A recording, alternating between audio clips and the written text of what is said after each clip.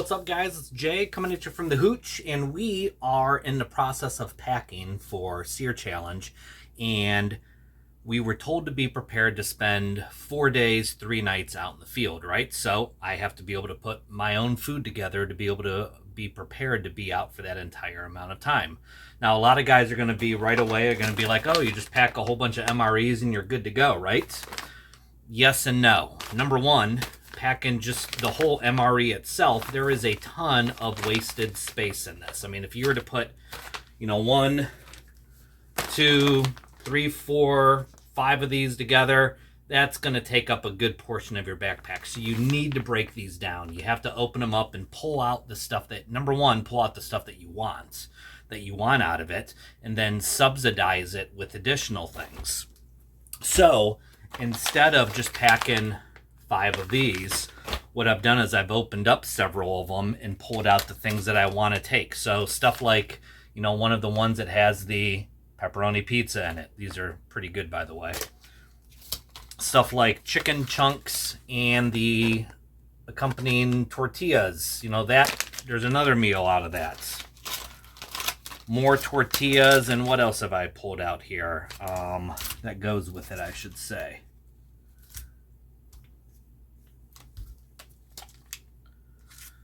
Cheese tortellini and tomato sauce. What else did I pack out? Meatballs and marinara sauce. Chili and macaroni. Good old chili mac. So, better believe I'm taking chili mac with me. So you have all that for a lot of your meals, right? Then I subsidize all that stuff. Pull out things like the beef sticks. I like the beef sticks. Those are good. Things like the First Strike nutrient bars. Those are good. Barbecued corn nuggets. These aren't all that bad. So stuff that, I can snack on then with those meals. But then I also have stuff for while we are on the move. Stuff that I can put, like I'm not going to pack it in that package. All these little snack things, all the little trail mix packages. But what I'm going to end up doing is putting all that in a Ziploc bag, and that Ziploc bag is going to go in a cargo pocket on my pants. So that way that's something that I can literally snack on while on the move. Quick little rest breaks, be able to take a handful, put it in my mouth, get a drink of water, and keep on going, right? So that stuff. Another thing I have discovered through the years, gummy bears. Would you like some Haribo bears? Ooh, I love these. I like gummy bears on the move. It's a sugary snack, great for a quick burst of energy, especially if you're, you've had a tough climb, you have a few hundred feet of elevation to go.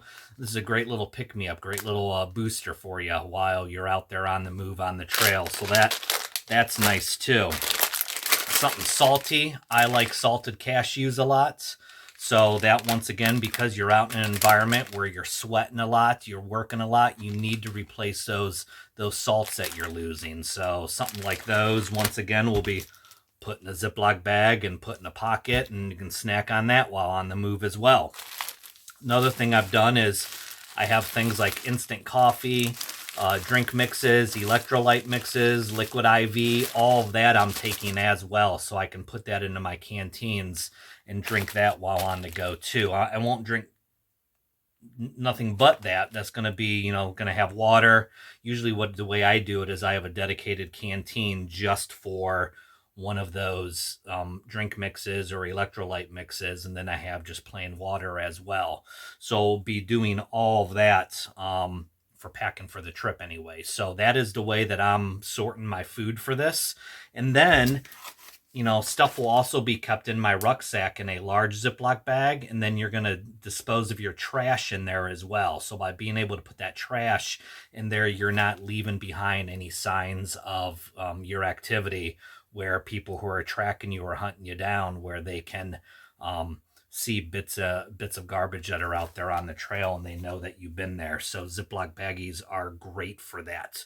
But keep in mind also, and this has always been my rule of thumb, is number one, especially for an activity like this, everything's going to be prepared to have everything cold. You may not have the luxury of being able to heat anything up. especially in today's age where people have thermal devices to be able to look at. You know that your little emergency stove is, or your little propane fuel stove is going to stick out like a sore thumb if somebody's watching you. So definitely, be wary of that, at least if you haven't taken the necessary precautions on that. So all of that is situated to be done cold, but also I have planned in here just to be able to have about an extra day's worth of rations. So just a little bit more than what I think I'm going to need. That way, in case you're stuck out there for an extra day, at least you have that to your available to you. But I also, as a rule of thumb, will keep approximately, especially with the snacks, with the snack stuff like this and this and this, knowing that I'll have a portion of that in my cargo pockets.